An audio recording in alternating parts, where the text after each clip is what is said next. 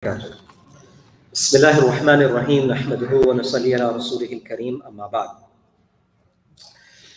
عن أبي عيسى المغيرة بن شعبة رضي الله عنه عن النبي صلى الله عليه وسلم قال: إن الله تعالى حرم عليكم عقوق الأمهات ومنع الأمهات ووضع البنات وكره لكم قيل وقال وكثرة السؤال وإضاعة المال أو كما قال عليه الصلاة إضاعة المال أو كما قال عليه الصلاة والسلام متفق عليه رواه البخاري ومسلم.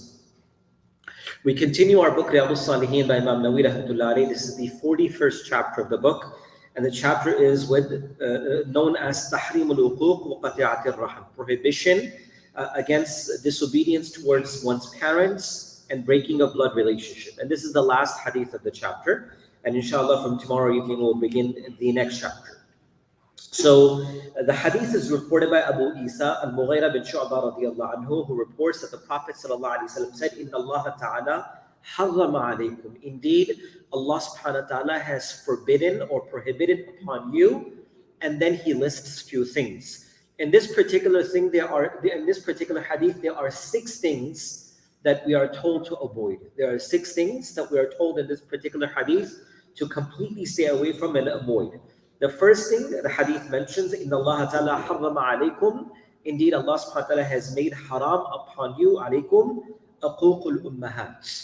Uquq is similar to the word huquq, but with the word ayn. The word huquq means the rights. Uquq means disobedience or not fulfilling the rights, such as a person who does not fulfill the responsibility that has been bestowed upon them.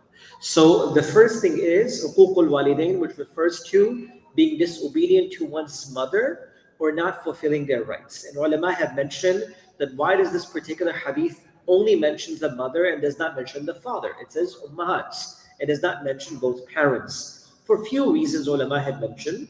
Number one, ulama had mentioned that the father is included in the words of mother because in reality a mother has many other rights above a father as well, but in comparison to the need, she's always the weaker of the both when she needs more help and she needs more assistance. And of course, as a mother, she will always be more concerned for the well-being of a child as well. So even though both the father and the mother are involved, this particular hadith mentions the mother as the basis and foundations, where it refers to do not disobey parents, while meaning or naming the mother only in this particular hadith. So number one, harrama alaykum, Allah has forbidden upon you disobedience towards your parents. Number one.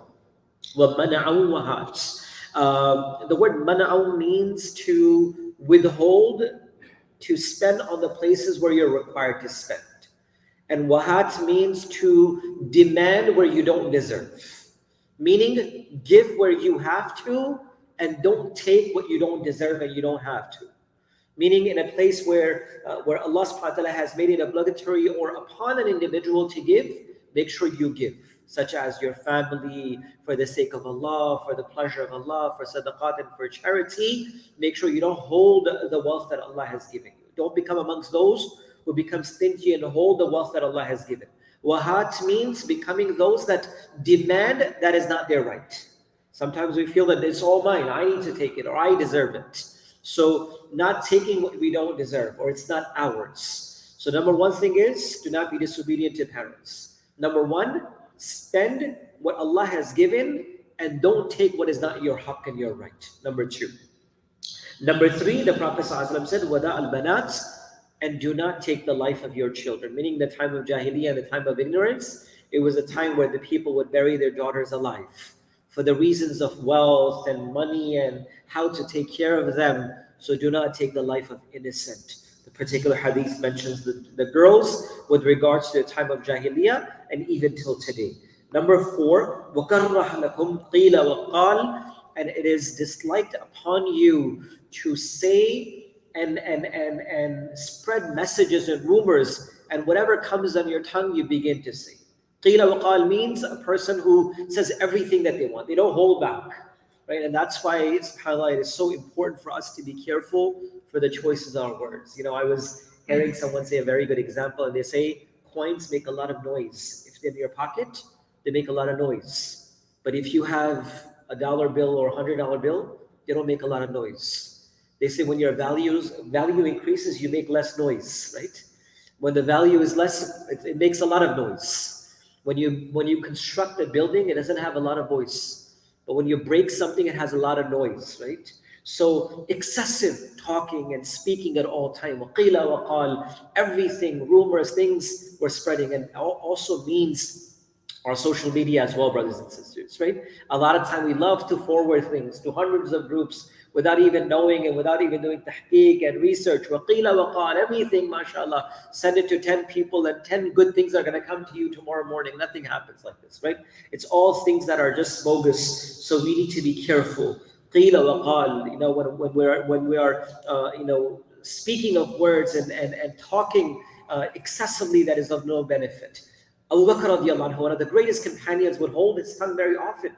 And when he was asked, why do you do this? He would let go of his tongue and he said, جِرْمُهُ صَغِيرٌ وَجُرْمُهُ كَبِيرٌ. The size of it is small, but the sin of my tongue is very big. So be careful in what we say and how we say things. Number 5, Rasulullah said, وَكَثْرَةَ السُّؤَالِ, an excessive amount of questioning. Question in Islam is never a bad thing. When we have questions about our deen, our Islam, our faith, that's perfectly fine. But excessive amount of question just so that we don't have to do things, that's not something that is acceptable, right? If you go back to the words of Bani Israel when they were asking Musa alayhi salam, what is the color of the cow? What is the color of the animal? Does it have to walk? Does it not have to walk? Does it have to have patches? Does it not have to have patches? It's just like a child when the mom says or dad says, can you give me a glass of water? And the child says, do you want it cold or do you want it really cold? Do you want it with ice or do you not want it with ice? Which glass would you like? Where do you want me to get it from? The tap or the bottle? Like 10 questions just so the mom says, you know what, or dad said, I'll go grab it myself, right? Excessive amount of questions sometimes. It's not about asking, and I always feel that questions, and this is for our young ones, questions have answers. Objections have no answers, right? When you're objecting to things, you're not looking for an answer. Good questions always have answers, and we should have questions about deen and Islam where we want to, but excessive amount of questions just so that we don't want to do something. And last but not least, what Rasulullah said, وَإِضَاءَةُ الْمَالِ, an excessive amount of becoming extravagant, wastage of wealth, wastage of mal, and spending wealth that is out of place itself. And that's why it reminds me, and I'll conclude with this, the 6 things that Rasulullah mentioned: uquq al-walidain, disrespect to one's parents, not spending where you have to and demanding what you don't deserve. That's number 2. Number 3, taking the life of the innocent. Number 4, excessive amount of speaking and talking without any reasons. Number 5, excessive questioning just because a person does not want to do something correct. And last but not least, the wastage of mal and wealth. And the wastage of the wealth reminds me of one statement, and I'll finish. Umar bin Khattab radiallahu anhu, when he was about to breathe his last, so they said, who should become the Khalifa and the leader after Umar? So Umar said, find a person with 4 qualities, and without a doubt, give him the successorship, give him the leadership. And they said, what are those 4 qualities of a true leader? He says, they are strong, but they're not harsh. They're soft, but they're not weak. They spend, but they're not extravagant. And they withhold, but they're not stingy. When you find a person with these 4 qualities, give him the leadership. Meaning these are the people who deserve to lead the ummah and lead the people themselves. May Allah give us tawfiq and ability to practice and live according to this, inshallah. Subhanallah wa bihamdihi, subhanakallah wa bihamdik. Nashhadu an la ilaha illa anta, nastaghfiruka wa natubu.